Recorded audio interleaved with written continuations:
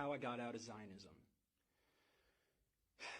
So this is obviously a much longer conversation and a much longer story. But for the sake of brevity, I'll try to tell this, as the Alter Rebbe says, the first rabbi of Chabad, I'll try to tell the long, short version of how this happened. So in 2018, when I was 20 years old, I was studying in Jerusalem in an all-male religious nationalist seminary. And obviously I grew up very Zionist. And while I was there, I started having questions about the entire population that existed beyond these walls. And as part of my program, there were individuals who were doing this interesting program where folks actually met Palestinians and heard some of their perspectives. And for me, I had heard some good things about that program, and some of the things that they were saying were interesting and appealing, so I decided to go to that program. And I remember it was a Friday before Shabbos, and I was sitting there at 9 a.m. in Jerusalem, and a Palestinian man had come to speak to us. And he was describing how he had to get up at 4:30 a.m. to make it to Jerusalem at 9 a.m. Even though he lived in Ramallah, which is only like 7 miles away. So obviously my brain goes, well, that doesn't make any sense. Surely it shouldn't take you more than 4 hours to go 7 miles. And then I listened how he proceeded to talk about the system of checkpoints, how he had to get on a separate bus, how he had to make the calculation of whether it made more sense for him to stay on the bus, knowing that if he's on the bus, he could be kicked off the bus at the checkpoint and go to the back of the line, or if it just made sense to just wait on the non-bus part of the checkpoint to get through to make sure that he got here in time, to speak to a bunch of Zionist Jews to try to convince them that Palestinians were human. So after the lecture, I went up to him, I was like, dude, this is fucked up. What is going on here? Why didn't no one tell me about this? And I was like, can you just I didn't even know what I was like, more, just more. Tell me more. He took out his ID card, and he's like, yeah, I actually have to head back now because if I'm not back by a certain time, my provisional travel status is going to get revoked and I won't be able to leave Ramallah again. And it doesn't matter if the checkpoints held me up. And the checkpoints could take 3 to 4 hours. So I need to head back now. I'm like, dude, it's 10:30 or 11 o'clock. He's like, I can't take any chances. I'm not risking this getting revoked. So I said to him, I was like, I need to know more. He said, well, why don't you come with me to Ramallah? So I'll tell you, the first thought that rose in my mind, it was rising and it said, if I go, you will kill me. Because that was the way I was conditioned. Growing up, for me, Palestinians were terrorists. There was no possibility that a Palestinian was human, and certainly no possibility that Palestinian resistance had nothing to do with Jewish folks, but had to do with the fact that there were settlers kicking Palestinians off their land, upholding apartheid, ethnic cleansing, and genocide.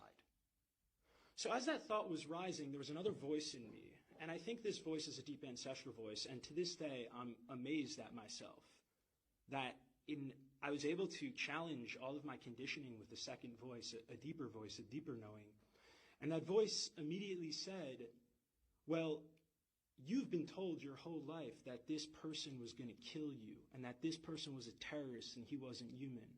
And he's standing right in front of you and he's the exact opposite of those things. In that moment, I didn't vocalize that thought and I called bullshit and I said, yeah, I'll come. I'll come. I need to see it for myself. Now, as a Zionist kid growing up, this was unheard of. The thought that I could go to a Palestinian town and come back in anything less than a body bag was absurd. But he said, you got to come in the next couple of days. So this was Friday. So I had Shabbos in Yerushalayim. And then Sunday is a work day in the Israeli settler colony. So I went to yeshiva. I went to Gemara in the morning. I think we were holding in Kedushin. And then during lunch, I took off my kippah, I put on a hat, and I went to Shar Shechem, which is Damascus Gate. The only place I wasn't allowed to go to when I was in yeshiva, for fear that Palestinians would kill me.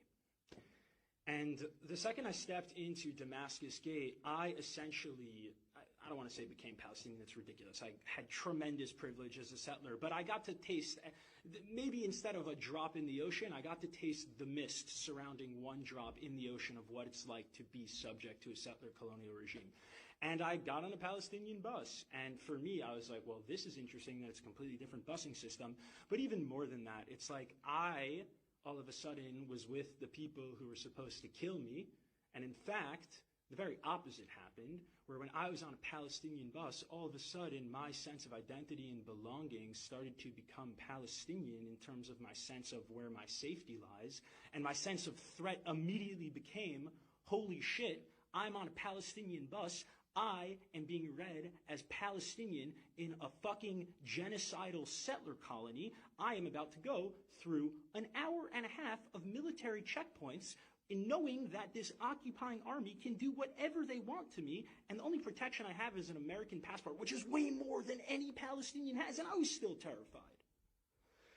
And I remember the process of just like this image of a Palestinian father being comforted by his daughter. This man's probably 65 years old, and just me just realizing in that moment, like, the deep humiliation that this person had to undergo. And he was someone privileged who was able to leave Ramallah to Jerusalem.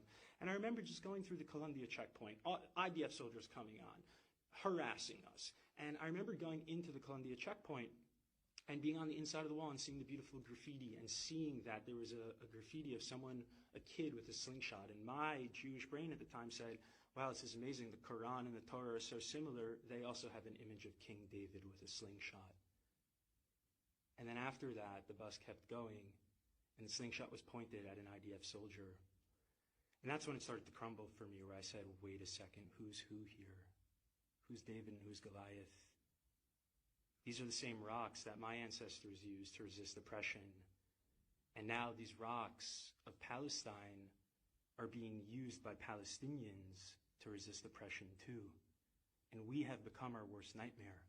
I remember sitting in a bar in Ramallah. Sorry, the Israeli security apparatus, I don't remember who it was, but if you could find him for me, that'd be lovely, because I dearly miss him, and he changed my life.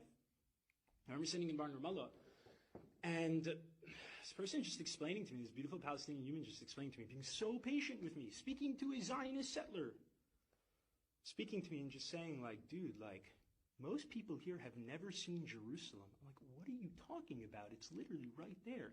It's like you have to be a male and 65 or older, or women 55 or older, or you need to have someone sponsor you for a work permit, but the only way they can sponsor you, there has to be an Israeli, and how the fuck is an Israeli going to sponsor you if they don't even know you exist because you're behind the wall?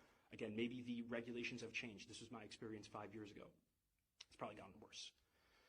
And I remember him saying to me, he said, Shlomo, what would you do? What would you do if your entire life, the only person of the occupying army that you saw, and the only interaction you ever had with Jews were IDF soldiers who came in and raided you and arrested you in the middle of the night, put you under administrative detention, tear gassed your homes, cut off your water and electricity, arrested a bunch of your friends, and killed you and harassed you? He said, what would you fucking do? And I said, if you don't think that I would resist with every single fiber in my being, as long as I was alive, to liberate myself from this colonial hell, you are out of your fucking mind. I said, how dare you even ask me what I would do? I said, do you know my ancestry? Do you know who I come from? Do you know that my lineage? My grandfather survived Auschwitz, Reb Shimon Bar Yochai, Hanukkah. You think I wouldn't fight back? That was after 6 hours. Can you imagine what 18 years, what 30 years does to the psyche of someone like that? And y'all sit here and get confused with Palestinian resistance? Are you kidding me?